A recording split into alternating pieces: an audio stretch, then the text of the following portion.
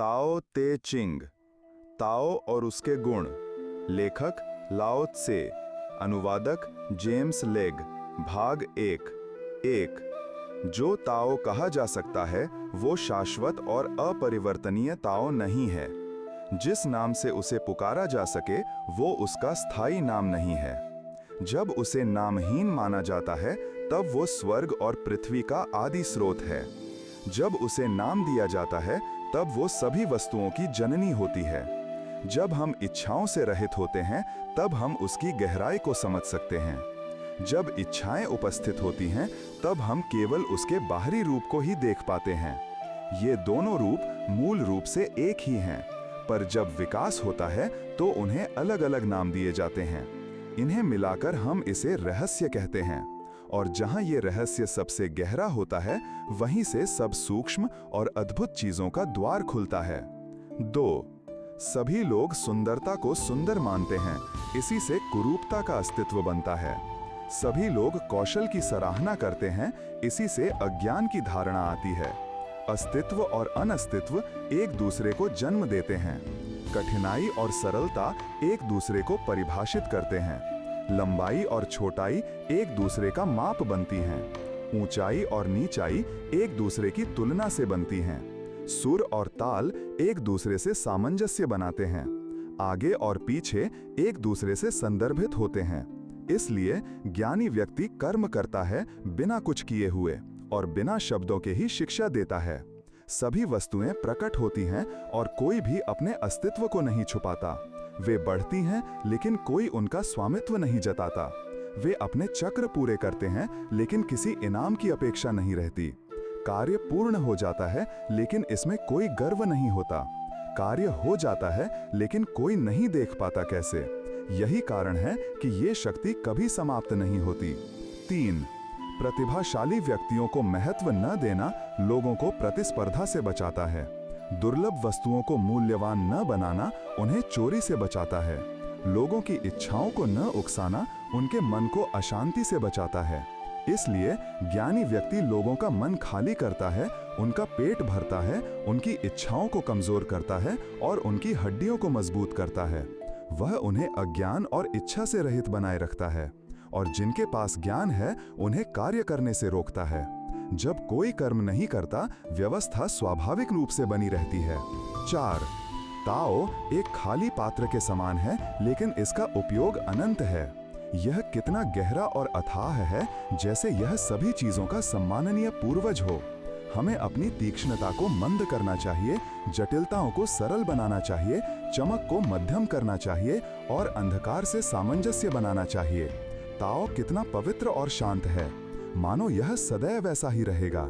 मैं नहीं जानता यह किसका पुत्र है, शायद यह ईश्वर से भी पूर्व का हो सकता है। यदि आप चाहें तो मैं इसी शैली में बाकी अध्यायों का भी हिंदी अनुवाद क्रमशः करता रहूंगा। क्या आप चाहेंगे कि मैं अगले भाग का अनुवाद भी शुरू कर दूं?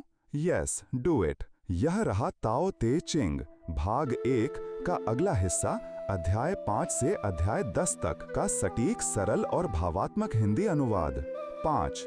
स्वर्ग और पृथ्वी दयालुता से नहीं चलते। वे सभी जीवों को घास के कुत्तों यानी निरर्थक बलि पशु की तरह देखते हैं। ज्ञानी भी लोगों को घास के कुत्तों की तरह ही देखते हैं, बिना मोह, बिना पक्षपात के। क्या स्वर्ग और पृथ्वी के बीच की जगह को एक धोखनी जैसा नहीं माना जा सकता? जब यह खाली है फिर भी इसकी शक्ति समाप्त नहीं होती। जब इसे हिलाया जाए तो और अधिक हवा निकलती है। बहुत अधिक बोलने से थकावट आती है। अपने भीतर की ऊर्जा को सुरक्षित रखो, शांत रहो। 6. घाटी की आत्मा कभी नहीं मरती, इसे ही हम स्त्री रहस्य कहते हैं।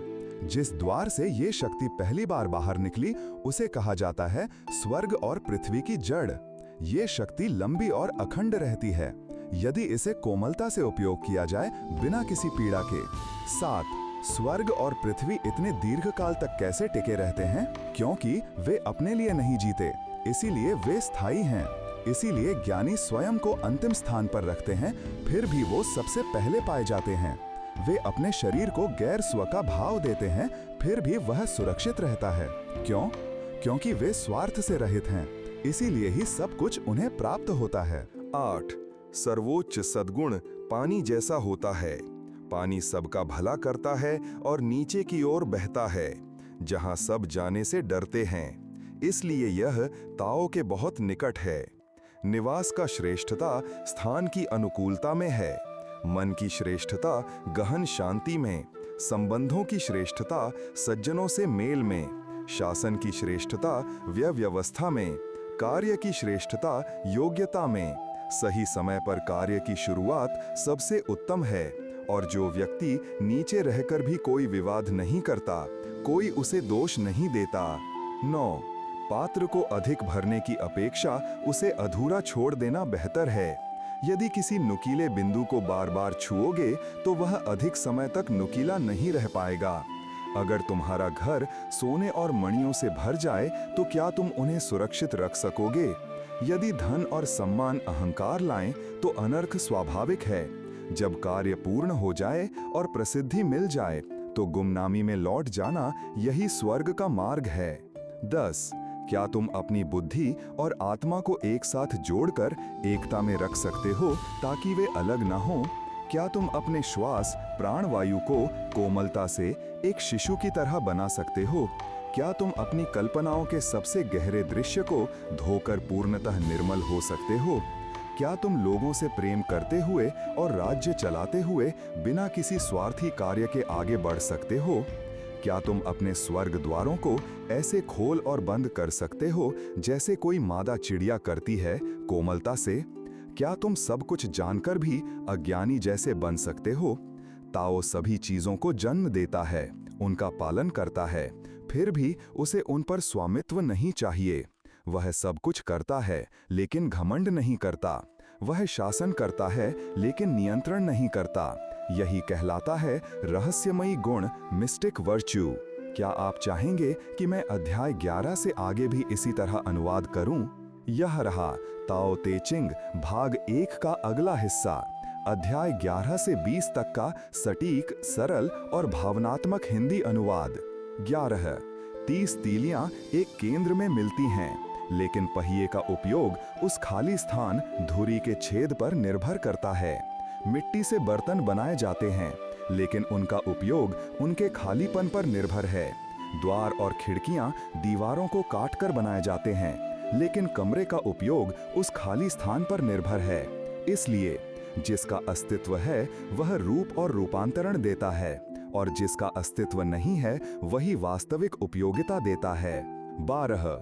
5 रंग आंखों को अंधा कर सकते हैं, 5 सुर कानों को बहरा कर सकते हैं, 5 स्वाद जीभ को सुस्त कर सकते हैं, रथ दौड़ और शिकार मन को विक्षिप्त कर सकते हैं, दुर्लभ वस्तुओं की लालसा मनुष्यों को पथभ्रष्ट कर सकती है। इसलिए ज्ञानी व्यक्ति आंखों की लालसा नहीं बल्कि पेट की संतुष्टि को प्राथमिकता देता है।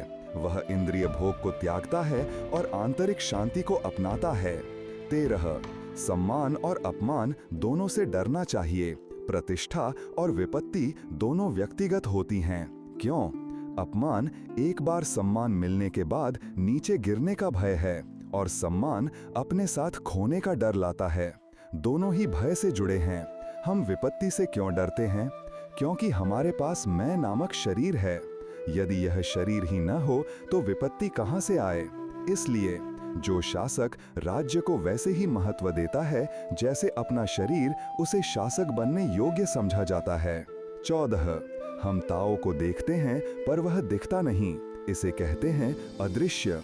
हम इसे सुनते हैं पर वह सुनाई नहीं देता, इसे कहते हैं अश्रव्य। हम इसे पकड़ना चाहते हैं लेकिन वह पकड़ में नहीं आता, इसे कहते हैं सूक्ष्म। ये तीनों मिलकर एकता का निर्माण करते हैं, जिसे हम कह सकते हैं रूपहीन का रूप, अदृश्य की छाया। यह आगे भी नहीं दिखता, पीछे भी नहीं, फिर भी जब हम इसका सूत्र पकड़ लेते हैं तो हम अतीत से वर्तमान को समझ सकते हैं। इसे ही कहते हैं ताओ की डोरी खोलना। 15. प्राचीन काल के ताओ के ज्ञानी इतने गूढ़ और गहरे थे कि कोई उन्हें जान नहीं सकता था। वे कैसे प्रतीत होते थे? जैसे सर्दियों में नदी पार करते समय डर हो, जैसे आसपास से भय हो, जैसे मेहमान हो किसी अपरिचित स्थान में, जैसे बर्फ जो धीरे धीरे पिघल रही हो, जैसे कच्ची लकड़ी बिना किसी आकार के, जैसे घाटी खाली और नम्र, जैसे गंदा पानी जिसे छूने से पहले शांत करना पड़े। कौन गंदे पानी को साफ कर सकता है? उसे बस स्थिर छोड़ दो और वह धीरे धीरे साफ हो जाएगा। जो ताओ के इस मार्ग को अपनाते हैं वे स्वयं को कभी पूरा नहीं मानते और इसीलिए वे नवीन बने रहते हैं, चमकदार नहीं लेकिन सच्चे। 16 रिक्तता को पूर्ण रूप से धारण करो, शांति को अडिग बनाए रखो। सब चीजें अपने कार्यों को पूरा करती हैं और फिर जड़ की ओर लौटती हैं। यह लौटना कहलाता है शांति की अवस्था। यह शांति कहलाती है प्राकृतिक पूर्ति की पुष्टि। जो इस नियम को जानता है वह बुद्धिमान है, जो इसे नहीं जानता वह अराजक हो जाता है। इस ज्ञान से धैर्य और विशालता आती है, इससे सामूहिकता की भावना आती है, फिर राजसी स्वभाव और फिर स्वर्ग जैसा जीवन। ऐसा व्यक्ति ताओ से एक हो जाता है और उसका जीवन दीर्घ और नष्ट रहित हो जाता है। 17 प्राचीनतम काल में लोग यह भी नहीं जानते थे कि कोई शासक है। उसके बाद वे उन्हें प्यार करने लगे और उनकी प्रशंसा की, फिर उनसे डरने लगे, फिर उन्हें तिरस्कार करने लगे। जब शासक में विश्वास की कमी होती है तो जनता में भी विश्वास नहीं बचता। श्रेष्ठ शासक ऐसा प्रतीत होता है मानो वह कुछ कहता नहीं, और जब काम पूरा होता है लोग कहते हैं हमने खुद ही यह किया। 18 जब महान ताओ का पालन बंद हो गया तो दयालुता और नैतिकता का उदय हुआ। जब बुद्धि और चतुराई आई तो उसके साथ पाखंड भी आया। जब परिवारों में सामंजस्य टूट गया तो सच्ची संतान भक्ति दिखाई देने लगी। जब राज्य और कुलों में अव्यवस्था फैली तब वफादार मंत्री प्रकट हुए। 19 अगर हम बुद्धिमत्ता और ज्ञान को त्याग दें तो लोगों को 100 गुना ज्यादा लाभ होगा। अगर हम दयालुता और नैतिकता को छोड़ दें तो लोग फिर से स्वाभाविक रूप से प्रेम और सम्मान करने लगेंगे। अगर हम चालाकी और लाभ की खोज छोड़ दें तो न चोर होंगे न लुटेरे। तीनों को त्याग कर सरलता और सच्चाई को अपनाओ, लालच और वासना से बचो। 20 ज्ञान को त्याग दो तब कोई चिंता नहीं होगी। हाँ और हाँ दोनों में कितना छोटा फर्क लगता है, लेकिन उनके परिणाम कितने अलग हैं। लोग जिन बातों से डरते हैं मैं भी उनसे डरता हूँ, परंतु कितने अनगिनत हैं वे प्रश्न जो उठते हैं। दुनिया के लोग प्रसन्न हैं, मानो किसी पर्व पर भोज का आनंद ले रहे हों या वसंत में किसी ऊंचे टावर पर चढ़े हों, लेकिन मैं ही अकेला शांत, जैसे कोई शिशु जो अभी तक मुस्कुराना नहीं सीखा। मैं व्याकुल हूँ जैसे मेरा कोई घर नहीं। लोगों के पास सब कुछ है, मैं ही हूँ जैसे जिसने सब खो दिया हो। मैं मूर्ख हूँ जैसे कोई भटका हुआ आदमी। सब लोग स्पष्ट हैं, मैं ही धुंधला हूँ। सब बुद्धिमान, मैं ही मूर्ख। सबकी कोई ना कोई दिशा है, मैं ही हूँ जैसे कोई सीमा से परे जीव। मैं सबसे अलग हूँ क्योंकि मैं केवल ताओ माता का पालन करता हूँ। 21 सभी शक्तिशाली चीजें ताओ से उत्पन्न होती हैं, ताओ ही उनका मूल स्रोत है। कौन बता सकता है ताओ का स्वरूप? यह हमारी दृष्टि से परे है, यह हमारे स्पर्श से परे है। दृष्टि से परे, स्पर्श से परे, ताओ में सभी वस्तुओं के रूप छिपे होते हैं। वह अस्पष्ट है, वह धुंधला है, पर उसी में सभी चीजों की आत्मिक प्रकृति टिकती है। ये आत्माएं ही सत्य को ढक कर रखती हैं, जो भविष्य में दिखाई देगा। ताओ आज ऐसा है, कल भी ऐसा था, इसका नाम कभी ना मिटने वाला है, और इन्हीं से सभी रूप और सुंदरता उत्पन्न होती है। मैं कैसे जानता हूँ कि सब कुछ इससे उत्पन्न होता है? क्योंकि ताओ स्वयं ये प्रकृति है। 22 जो अधूरा है वही पूर्ण होता है, जो टेढ़ा है वही सीधा होता है, जो खाली है वही भरा जा सकता है, जो घिस चुका है वही नया बनता है। जिसके पास कम इच्छाएं हैं वह उन्हें प्राप्त कर लेता है, जिसके पास अधिक इच्छाएं हैं वह भटक जाता है। इसलिए ज्ञानी व्यक्ति विनम्रता को धारण करता है और वही उसे विश्व में ऊंचा बनाती है। वह दिखावा नहीं करता, इसलिए वह चमकता है। वह स्वयं को नहीं जताता, इसलिए विशिष्ट बनता है। वह घमंड नहीं करता, इसलिए उसकी सराहना होती है। वह आत्ममुग्ध नहीं होता, इसलिए उसे श्रेष्ठता मिलती है। क्योंकि वह किसी से नहीं लड़ता, इसलिए कोई उससे नहीं जीत सकता। इसलिए प्राचीन लोगों ने कहा था, जो अधूरा है वही पूर्ण होता है। यह कोई व्यर्थ बात नहीं थी। 23 कम बोलना ताओ के अनुरूप चलने वाला संकेत है। तेज आंधी पूरी सुबह नहीं चलती, मूसलाधार बारिश पूरे दिन नहीं गिरती। यह किसकी ओर से है? स्वर्ग और पृथ्वी की ओर से। यदि वे भी ज्यादा देर तक नहीं टिकते तो इंसान कैसे टिकेगा? इसलिए जो ताओ का अनुसरण करता है उसे ताओ मिल जाता है। जो सद्गुण का पालन करता है उसे सद्गुण मिल जाता है। जो मार्ग से भटक जाता है उसे भी अपनी गलती से कुछ सीख मिलती है। जिसमें विश्वास होता है उसे सबका विश्वास मिलता है, लेकिन अगर किसी में विश्वास की कमी होती है तो उसे दूसरों का भी विश्वास नहीं मिल पाता। जो अंगुलियों पर खड़ा होता है वो स्थिर नहीं रह सकता। जो पैर फैलाकर चलता है वो सहज नहीं चल सकता। जो स्वयं को दिखाता है वो चमकता नहीं। जो अपने विचार थोपता है उसकी मान्यता नहीं होती। जो डींग मारता है उसकी योग्यता नहीं मानी जाती। जो आत्ममुग्ध है उसे कोई श्रेष्ठ नहीं मानता। ये सब ताओ के अनुसार व्यर्थ और अवांछित हैं, जैसे भोजन के बचे टुकड़े या शरीर पर फोड़ा। इसीलिए जो ताओ के मार्ग पर चलते हैं वे इन्हें अपनाते नहीं हैं। 25 कुछ था जो जन्म से पहले भी अस्तित्व में था, मौन, शून्य, अकेला, अचल और चिरस्थायी। ये सभी चीजों की जननी है। इसे मैं कहता हूँ ताओ। मैं नहीं जानता इसका वास्तविक नाम, इसलिए इसे महान कहता हूँ। महान इसलिए वो बहती है, बढ़ती है। वो बहती है इसलिए दूर जाती है। वो दूर जाती है इसलिए लौटती है। इसलिए ताओ महान है, स्वर्ग महान है, पृथ्वी महान है और मनुष्य भी महान है। इन चारों में मनुष्य भी ताओ का ही अनुकरण करता है। 26 भारीपन हल्केपन की जड़ है, शांति गति का आधार है। इसलिए ज्ञानी व्यक्ति हमेशा यात्रा में भी शांत और गंभीर रहता है। यदि वो राजमहल में भी हो तो भी वो अपने आप को नीचे रखता है। जब कोई बहुत हल्के में जीवन लेता है तो वो अपनी जड़ों से कट जाता है। जो जल्दबाजी करता है वो लक्ष्य से भटक जाता है। 27 अच्छा यात्री कोई निशान नहीं छोड़ता, अच्छा वक्ता कोई चूक नहीं करता, अच्छा गणना करने वाला उपकरण की जरूरत नहीं रखता, अच्छा रक्षक बिना दरवाजा बंद किए सुरक्षा करता है, अच्छा बांधने वाला बिना रस्सी के बांधता है। इसलिए ज्ञानी व्यक्ति सभी को अस्वीकार्य नहीं मानता, क्योंकि वो जानता है कि टूटे हुए भी काम आ सकते हैं। इसलिए सचमुच ज्ञानी वह है जो न कुछ त्यागता है न किसी को खो देता है। 28 यदि तुम पुरुषत्व को जानो और फिर नारित्व को धारण करो तो तुम पृथ्वी की घाटी बन जाते हो, जहां सब कुछ एकत्र होता है। यदि तुम श्वेत को जानो और काले में रमण करो तो तुम दुनिया का आदर्श बन जाते हो। यदि तुम गौरव को जानो और नम्रता को अपनाओ तो तुम राजा की तरह बन सकते हो। जब चीजें अपनी मूल अवस्था में लौटती हैं तो वे पूर्णता की ओर लौटती हैं। 30 क्या तुम दुनिया को संभालना चाहते हो? क्या तुम इसे बदलना चाहते हो? मैं कहता हूँ ऐसा प्रयास करने से तुम इसे बिगाड़ सकते हो। जो कुछ पकड़ने योग्य नहीं है उसे थामना नहीं चाहिए। कुछ चीजें आगे बढ़ती हैं, कुछ पीछे हटती हैं। कुछ सांस लेते हैं, कुछ दम घोंटते हैं। कुछ मजबूत होते हैं, कुछ टूट जाते हैं।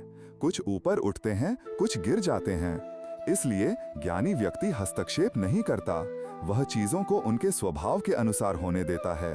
31 जो व्यक्ति ताओ के अनुसार शासन करता है वह दूसरों पर बल प्रयोग नहीं करता, क्योंकि बल प्रयोग प्रतिघात को जन्म देता है। जहां सैनिक गुजरते हैं वहां कांटे और झाड़ियां उगती हैं। युद्ध के बाद हमेशा भूख और विनाश आता है। इसलिए जो जीते वह दंभ नहीं करता, वह घमंड नहीं करता, वह क्रूरता नहीं दिखाता, वह बल का प्रदर्शन नहीं करता, वह लालच नहीं करता, क्योंकि जो ताओ के विरुद्ध जाता है वह शीघ्र ही नष्ट हो जाता है। 31 हथियार शुभ साधन नहीं होते, सभी प्राणी उनसे घृणा करते हैं। इसलिए जो ताओ में स्थिर है वह उन्हें केवल मजबूरी में ही प्रयोग करता है। शांति उसका उद्देश्य होता है और जीत होने पर भी वह प्रसन्न नहीं होता। जो जीत में प्रसन्न होता है उसे हिंसा में आनंद आता है और ऐसे व्यक्ति का ताओ में स्थान नहीं होता। विनाश के बाद शोक होना चाहिए और युद्ध में विजेता को भी अंत में शांति की ओर झुकना चाहिए। 32 ताओ का कोई नाम नहीं है, यह सदा सरल और मौन है। हालांकि वो नगण्य लगता है, फिर भी दुनिया को नियंत्रित करने की शक्ति उसी में है। अगर राजा और शासक उसे स्वीकार कर लें तो सभी चीजें स्वाभाविक रूप से व्यवस्थित हो जाएंगी। जब ताओ धरती पर प्रकट होता है तो नाम दिए जाते हैं, लेकिन जैसे ही नाम दिए जाते हैं हमें यह समझना चाहिए कि सीमाएं शुरू हो गई हैं। जो सीमाओं को जानता है वह सच्चा ज्ञान रखता है। ताओ की तरह बने रहो, गहरे, शांत और अनंत। 33 जो दूसरों को जानता है वह बुद्धिमान है, जो स्वयं को जानता है वह ज्ञानी है। जो दूसरों पर विजय पाता है वह बलवान है, जो स्वयं पर विजय पाता है वह अति शक्तिशाली है। जो संतुष्ट है वह अमीर है, जो दृढ़ रहता है उसका संकल्प महान है। जो अपने स्थान से नहीं हटता वह स्थायी है, और जो मृत्यु के बाद भी जीवित रहता है वह शाश्वत कहलाता है। 34 ताओ सर्वत्र फैला हुआ है। यह दाएं बाएं बहता है लेकिन किसी को चोट नहीं पहुंचाता। यह सभी चीजों को जन्म देता है और उनका पालन करता है, लेकिन कोई दावा नहीं करता। यह सब कुछ करता है फिर भी गर्व नहीं करता। यह सब कुछ ढक लेता है फिर भी किसी का स्वामी नहीं बनता। यह हमेशा कोमल रहता है फिर भी उसकी शक्ति असीम है। 35 जिसके पास ताओ का महान प्रतीक है उसके पास लोग स्वतः खींचे चले आते हैं। वे सुरक्षा और शांति पाते हैं। संगीत और स्वाद उन्हें भले ही आकर्षित करें, लेकिन ताओ में जो आनंद है वो स्थायी है। ताओ अदृश्य, स्वादहीन, असंदिग्ध है। तुम इसे देख नहीं सकते, तुम इसे सुन नहीं सकते, लेकिन जब तुम इसे अपनाते हो यह अथाह और असीम हो जाता है। 36 जो संकुचित किया जाना है पहले फैलाया जाता है। जो कमजोर किया जाना है पहले मजबूत होता है। जो हटाया जाना है पहले दिया जाता है। जो गिराया जाना है पहले उठाया जाता है। यह है छिपा हुआ स्पष्टता में, कमजोरी में शक्ति, अंधकार में रोशनी। मछली को गहरे पानी में ही रखा जाए और शासक की शक्ति को छिपाकर रखा जाए। 37 ताओ कभी कोई कार्य नहीं करता फिर भी सब कुछ होता है। यदि राजा और शासक ताओ का पालन करें तो लोग स्वाभाविक रूप से सुव्यवस्थित हो जाएंगे। जब इच्छाएं जागेंगी तब मैं सादगी का पालन करने का आदेश दूंगा। जब सादगी प्रबल होगी तो इच्छाएं स्वतः शांत हो जाएंगी। 38 सर्वोच्च सद्गुण उसे पता नहीं होता कि वो सद्गुण है, इसीलिए वो सच्चा सद्गुण है। जो सद्गुण दिखाता है वह उसका अभाव दर्शाता है। जो ताओ में स्थिर है वह बिना प्रयास के सद्गुण करता है। जो सद्गुण में स्थिर है वह प्रयास से करता है। नीचतम नैतिकता हमेशा दिखावे में रहती है, इसलिए ताओ खो गया तो सद्गुण प्रकट हुआ, सद्गुण खो गया तो नैतिकता आई, नैतिकता के बाद कर्तव्य आया, कर्तव्य के बाद कृत्रिम शिष्टाचार, और जब केवल शिष्टाचार रह जाए तो यह केवल पाखंड होता है। 39 प्राचीन काल में स्वर्ग एकता से शुद्ध था, पृथ्वी एकता से स्थिर थी, आत्मा एकता से शक्तिशाली थी, घाटियां एकता से भरपूर थीं, राजा एकता से संसार पर शासन करते थे। एकता ही सब कुछ का मूल है। जो स्वयं को ऊपर मानता है वह नींव खो देता है। जो स्वयं को उज्जवल मानता है वह प्रकाश खो देता है। तथाकथित महान बनना तुच्छता को बुलाना है। 40 ताओ का आंदोलन उल्टा चलना है। ताओ का कार्य कोमलता है।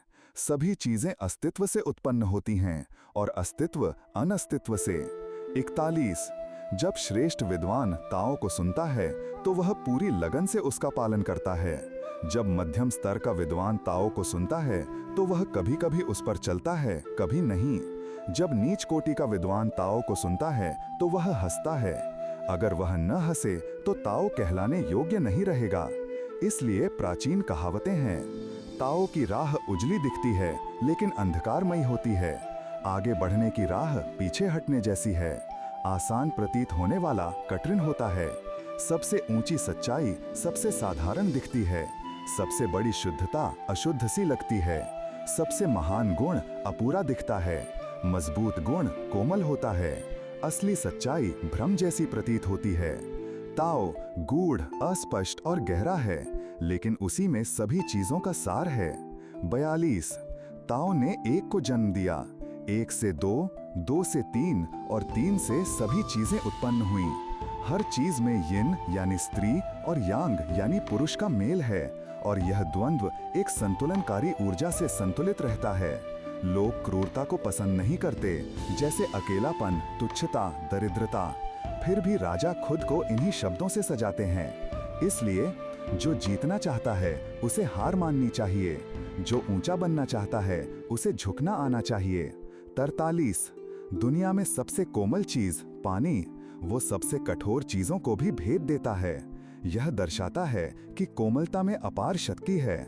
जो बिना शब्दों के सिखाता है, जो बिना कर्म के करता है, वह दुर्लभ ज्ञान है। 44 क्या अधिक प्रिय है, तुम्हारा नाम या तुम्हारा जीवन? क्या अधिक मूल्यवान है, संपत्ति या आत्मा? जो बहुत संग्रह करता है बहुत खोता है, जो अधिक संचित करता है वह भारी हानि उठाता है। संतुष्टि सच्चा धन है, माध्यमता सच्ची सुरक्षा है। 45 जो पूर्ण है वह अपूर्ण प्रतीत होता है, लेकिन उसका उपयोग कभी खत्म नहीं होता। जो सबसे भरा हुआ है वह खाली जैसा लगता है, लेकिन उसकी क्षमता असीम है। शांत स्थिरता हलचल को परास्त करती है, शीतलता और मौन सबसे महान स्पंदन है। 46 जब ताओ धरती पर होता है, घोड़े खेत जोतते हैं। जब ताओ अनुपस्थित होता है, युद्ध के घोड़े सीमाओं पर होते हैं। कोई भी पाप लालच से बड़ा नहीं, कोई भी विपत्ति असंतोष से अधिक नहीं, कोई भी अपराध न जानने से बड़ा नहीं कि कब काफी है। जो जानता है कि कब पर्याप्त है वही संतुष्ट रहता है। 47 बिना घर से निकले तुम संसार को जान सकते हो, बिना खिड़की से देखे तुम स्वर्ग को समझ सकते हो। जितना दूर जाओगे उतना कम जानोगे। ज्ञानी व्यक्ति कहीं जाए बिना सब जानता है, कुछ किए बिना सब करता है, कुछ देखे बिना सब देख लेता है। 48 ज्ञान की तलाश में तुम हर दिन कुछ जोड़ते हो, ताओ की खोज में तुम हर दिन कुछ घटाते हो। घटाते घटाते कुछ न करना आ जाता है, और कुछ न करके सब कुछ किया जा सकता है। दुनिया को जीतना इच्छा से नहीं बल्कि छोड़ देने से होता है। 49 ज्ञानी व्यक्ति का हृदय सबका हृदय होता है। वह अच्छे के साथ अच्छा होता है और बुरे के साथ भी अच्छा होता है, क्योंकि उसका स्वभाव अच्छाई है। वह सच्चे के साथ सच्चा होता है और झूठे के साथ भी सच्चा ही होता है। ज्ञानी व्यक्ति सबको अपनाता है और बच्चे की तरह मासूम बना रहता है। 50 जीवन में आगे बढ़ते हुए 10 में से 3 लोग जीवन की ओर जाते हैं, 10 में से 3 लोग मृत्यु की ओर, और 10 में से 3 जीवन को नष्ट करने के तरीके से जीते हैं। लेकिन एक व्यक्ति होता है जो मृत्यु के बीच से गुजर कर भी अजर रहता है। कैसे? क्योंकि उसमें ताओ की शक्ति है। वह शेर से नहीं डरता, सैनिक से नहीं डरता, न हथियार से घायल होता है, क्योंकि वह मृत्यु से जुड़ा नहीं, वह जीवन के साथ एक हो गया है। 51 ताओ सभी चीजों को जन्म देता है, सद्गुण उन्हें पालन करता है, वस्तुएं उनका रूप देती हैं, परिस्थितियां उन्हें पूर्ण बनाती हैं। इसलिए सभी चीजें ताओ को सम्मान देती हैं और सद्गुण को पूजती हैं। बिना किसी आदेश के यह स्वाभाविक है। ताओ उन्हें जन्म देता है, सद्गुण उन्हें पालन करता है, उनकी रक्षा करता है, उन्हें बढ़ाता है, उन्हें परिपक्व करता है, उन्हें शांति देता है, उन्हें संजोता है। यह उत्पादन करना पर स्वामित्व न जताना है, कार्य करना पर दावा न करना है, पालन करना पर शासन न करना है। यही है गुप्त सद्गुण। 52 ताओ सभी चीजों की जननी है। जो इसकी माँ को जानता है वह संतान को भी जानता है, और जो संतान को जानता है पर माँ को संजोता है वही मृत्यु से बचेगा। अपने मुंह को बंद रखो और तुम शांत रहोगे।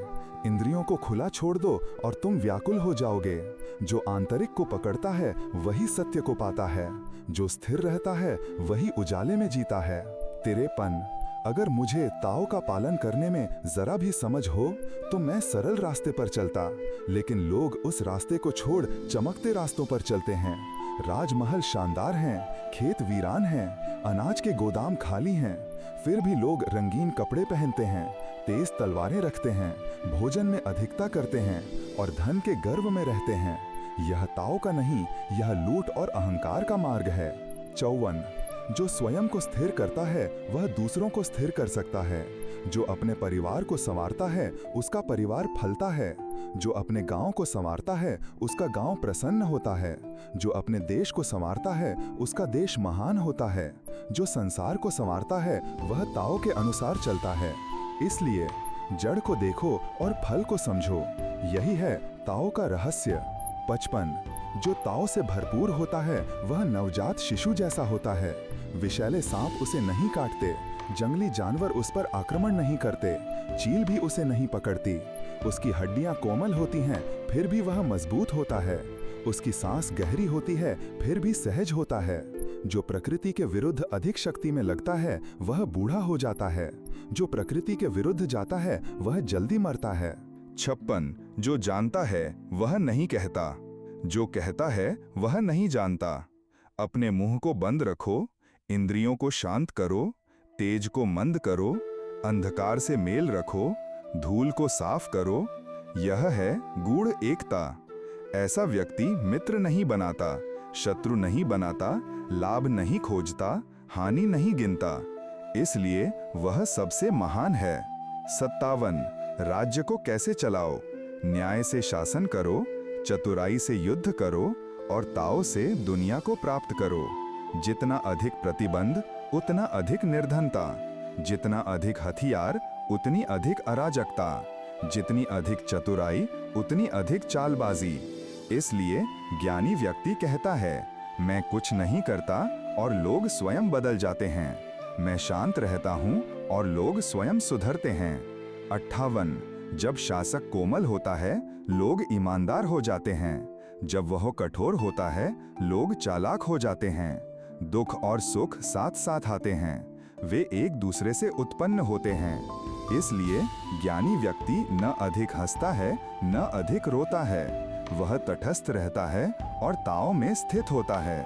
59 राज्य चलाने में सबसे मूल्यवान गुण है सादगी और जेची नियंत्रण। समय से पहले तैयारी करना भविष्य को सुरक्षित करता है। अपनी शक्तियों को सहेजना अंत में उन्हें असीम बना देता है। यही है गहन जड़ में टिकना, दीर्घजीवी होना और ताओ में एकाकार होना। 60 राज्य चलाना छोटी मछली पकाने जैसा है, अधिक पलटना उसे तोड़ सकता है। जब ताओ को लागू किया जाए तब बुराई की शक्ति नहीं रहती, और यदि कोई बुराई हो भी तो वह हानि नहीं पहुंचाती। इसलिए ज्ञानी व्यक्ति बुराई से न लड़ते हुए भी उसे विफल कर देता है। 61 एक महान राष्ट्र नीचे की ओर बहने वाली नदी जैसा होना चाहिए, जो सभी छोटी धाराओं को अपने में समेट ले। यह है नारी सदृश बनना, जो आकर्षित करती है लेकिन आक्रामक नहीं होती। इसलिए जब महान देश छोटों के आगे झुकता है वह उन्हें आकर्षित करता है, और जब छोटा देश झुकता है वह संरक्षित होता है। जो झुकता है वही विजयी होता है। 62 ताओ सभी चीजों का स्रोत है। यह भले और बुरे दोनों का रक्षक है। सुंदर शब्द सम्मान दिलाते हैं, सही कर्म आदर लाते हैं। ताओ को क्यों पूजना चाहिए? क्योंकि यह सबको क्षमा करता है और सबसे गिरे हुए को भी उठाता है। इसलिए राजा भी ताओ के बिना शासन नहीं कर सकता। 63 कुछ न करो सब कुछ हो जाएगा, कुछ न कहो सब कुछ समझा जाएगा। बड़ी समस्याएं हमेशा छोटी शुरुआत से आती हैं। इसलिए ज्ञानी व्यक्ति कभी भी बड़े को छोटा मानने से नहीं चूकता। कठिन चीजें हमेशा सरल कदमों से हल होती हैं। जो पहले से तैयार है उसे आश्चर्य नहीं होता। जो पहले से सरलता से जीता है वही जीतता है। 64 जो स्थिर है उसे आसानी से पकड़ा जा सकता है। जो न शुरू हुआ हो उसे आसानी से रोका जा सकता है। जब पौधा छोटा हो उसे उखाड़ना आसान होता है। जब समस्या नई हो उसे हल करना आसान होता है। बड़ी चीजों को तब नियंत्रित करो जब वे अभी छोटी हों। ज्ञानी व्यक्ति दीर्घकालीन दृष्टि रखता है और इसीलिए उसे बड़ी समस्याएं नहीं घेरती। 65 प्राचीन ज्ञानी लोग लोगों को बुद्धिमान नहीं बल्कि सरल और निष्कपट बनाना चाहते थे। बहुत अधिक बुद्धिमत्ता लोगों को भ्रमित करती है। सरलता ताओ के साथ मेल खाती है। इसलिए सच्चे शासन की जड़ लोगों को जटिल नहीं बल्कि सहज बनाना है। 66 सभी नदियां समुद्र की ओर क्यों बहती हैं? क्योंकि समुद्र नीचे रहता है, सबसे नीचा। इसलिए ज्ञानी व्यक्ति ऊंचा बनता है क्योंकि वह झुकता है। वह आदेश देता है लेकिन ऐसा लगता है मानो लोग स्वयं कर रहे हों। वह नेतृत्व करता है लेकिन लोगों को लगता है वे स्वतंत्र हैं। यही है नम्रता से महानता। 67 सभी लोग कहते हैं ताओ बहुत महान है लेकिन बहुत विचित्र भी। हाँ, यह विचित्र है क्योंकि यह सामान्य नहीं है। मेरे पास 3 खजाने हैं। 1 दया, 2 सादगी, 3 झुकने की शक्ति। दया से मैं साहसी हूँ, सादगी से मैं उदार हूँ और झुकाव से मैं नेता हूँ। अगर आप दया छोड़कर वीर बनना चाहें, सादगी छोड़कर अमीर और झुकाव छोड़कर ऊंचा, तो आप नष्ट हो जाओगे। 86 सर्वश्रेष्ठ योद्धा आक्रामक नहीं होता। सर्वश्रेष्ठ विजेता लड़ता नहीं। सर्वश्रेष्ठ नेता नीचे रहता है। यही ताओ की शक्ति है। ये सब कुछ करता है बिना आक्रामक हुए। 69 युद्ध की कला में कहते हैं मैं आक्रमण नहीं करता बल्कि रक्षा करता हूँ। मैं एक कदम पीछे हटता हूँ ताकि जीत सकूं, क्योंकि जो आक्रामक होता है वो पराजित होता है। जो झुकता है वही अंततः ऊपर उठता है। बुरा भाग्य तब आता है जब शत्रु को कम आंका जाता है। 70 मेरी बातें आसान हैं, सरल हैं, लेकिन लोग उन्हें समझते नहीं। उनके पीछे गहरा अर्थ है। उन्हें केवल वही समझता है जो ताओ को अपनाता है। इसलिए ज्ञानी व्यक्ति भौतिक वस्तुओं से अलग रहता है और अपने भीतर ताओ को संजोता है। 71 जो अपनी अज्ञानता को जानता है वो बुद्धिमान है। जो अपनी अज्ञानता को नहीं जानता वो रोगग्रस्त है। केवल वही व्यक्ति रोग से मुक्त होता है जो ये स्वीकार करता है कि वो बीमार है। ज्ञानी व्यक्ति अज्ञानी दिखने से नहीं डरता, इसलिए वो वास्तव में रोग मुक्त होता है। 72 जब लोग शासक से डरते हैं तो सच्ची श्रद्धा नहीं होती, और जब शासक लोगों से डरता है तो वो उन पर अन्याय नहीं करता। इसलिए अपने भीतर की जगह को जानो, अपने जीवन को महत्व दो। यही है सच्ची समझ। जो स्वयं को नहीं जताता वही चमकता है। 73 अत्यधिक साहस मृत्यु लाता है। अत्यधिक डर जीवन को संजोता है।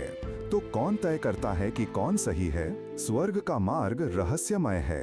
वो जीतता है फिर भी लड़ता नहीं, उत्तर देता है फिर भी शब्द नहीं कहता, बुलाता है फिर भी कोई नहीं आता, धैर्यवान है लेकिन सटीक दंड देता है। स्वर्ग की जालियां फैली होती हैं, ढीली दिखती हैं, लेकिन कोई भी उनसे नहीं बच सकता।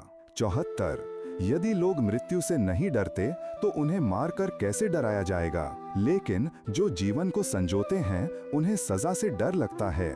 केवल स्वर्ग मृत्यु का न्याय कर सकता है। जो मनुष्य ये जिम्मेदारी लेता है वो लकड़ी काटने वाले की कुल्हाड़ी चुराता है, और जो कुल्हाड़ी से खेलने की कोशिश करता है वो खुद को घायल कर बैठता है। 75 लोग भूखे क्यों हैं? क्योंकि शासक बहुत अधिक कर वसूलते हैं। लोग विद्रोह क्यों करते हैं? क्योंकि शासक उन्हें बहुत अधिक नियंत्रित करते हैं। लोग मृत्यु को क्यों महत्व देते हैं? क्योंकि शासक जीवन को कम समझते हैं। इसलिए जो जीने को प्यार करता है वो दूसरों के जीवन से नहीं खेलता। 76 जीवित अवस्था में मनुष्य कोमल और लचीला होता है। मृत्यु के बाद वो कठोर और सूखा। पेड़ भी जीवित होने पर झुकते हैं लेकिन सूखने पर टूट जाते हैं। इसलिए जो कठोर है वो गिरता है, और जो कोमल है वही जीवित रहता है। कोमलता ही जीवन है। 77 स्वर्ग का मार्ग एक धनुष की तरह है। ऊंचा भाग नीचे आता है और नीचे का भाग ऊपर उठता है। जो अधिक है वो घटाया जाता है, जो कम है वो बढ़ाया जाता है। स्वर्ग लेता नहीं, वो केवल देता है। लेकिन लोग विपरीत करते हैं। वे गरीब से लेते हैं और अमीर को देते हैं। ज्ञानी व्यक्ति देता है फिर भी दावा नहीं करता। वो कार्य करता है लेकिन बंधा नहीं रहता। 78 दुनिया में सबसे कोमल पानी है, फिर भी वो सबसे कठोर चीज को भी काट देता है। ये बताता है कि कोमलता से ही ताकत है। दुनिया इसे नहीं समझती, इसलिए जो झुकता है वही सबसे ऊंचा होता है।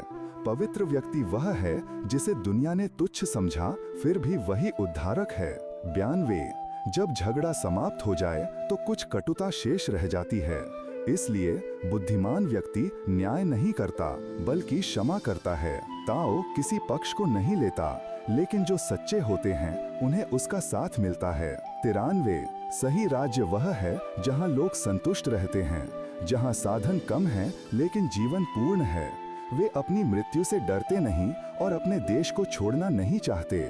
उनके पास हथियार हों लेकिन वे उनका प्रयोग न करें। वे नावें बनाएं लेकिन तैरने न जाएं। वे स्वादिष्ट भोजन खाएं, सुंदर वस्त्र पहनें और अपने रीति रिवाजों को प्यार करें। और वे पास के गांव की आवाजें सुन सकें, फिर भी अपने स्थान को न छोड़ें। 94। सच्चे शब्द मीठे नहीं होते, मीठे शब्द सच्चे नहीं होते। ज्ञानी व्यक्ति बहस नहीं करता, जो बहस करता है वो ज्ञानी नहीं होता। सच्चा ज्ञानी संचित नहीं करता, वो जितना देता है उतना पाता है। स्वर्ग का मार्ग लाभ देना है और हानि नहीं करना। ज्ञानी व्यक्ति का मार्ग दूसरों की सेवा करना है और न कि स्वयं के लिए इकट्ठा करना।